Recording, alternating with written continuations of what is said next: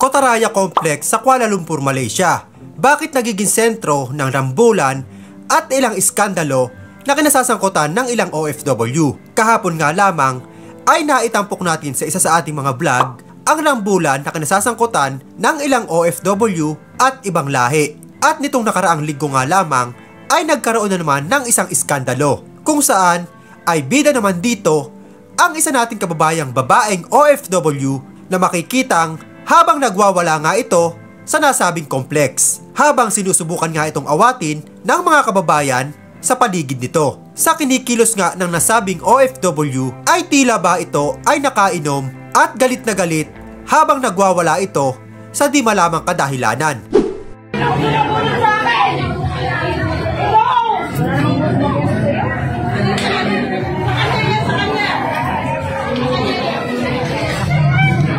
Hindi nakahanda ang phone ko.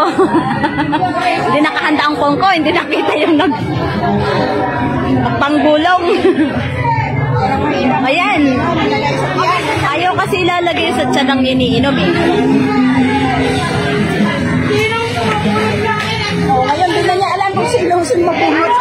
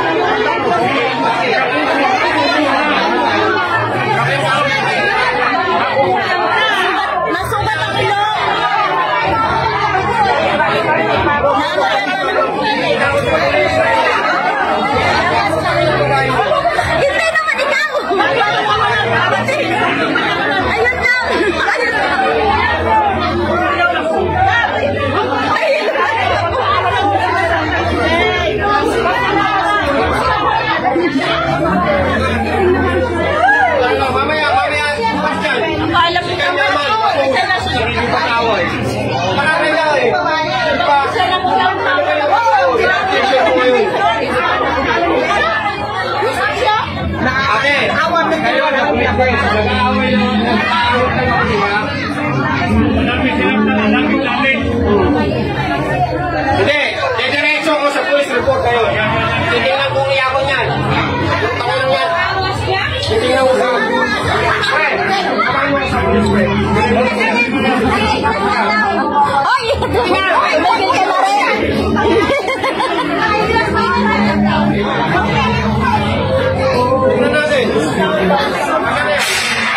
At paalala nga sa ilang OFW kung kung sakali po tayo ay nasa isang bansa kung saan malaya tayong nakakainom ng alak, siguraduhin po nating ang iniinom nating alak ay nilalagay natin sa ating tiyan at hindi sa ulo.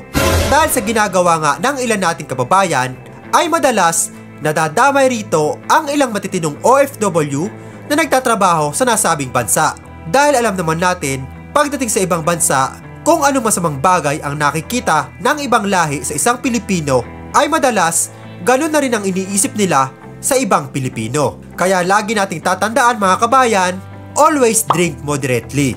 At kung nagustuhan mo ang video na to at bago ka pa lamang dito sa aking YouTube channel, ay ini-invite kita mag-subscribe at pahit na ng notification bell para lagi kang updated sa lahat ng balitang OFW na ina-upload natin dito sa ating YouTube channel.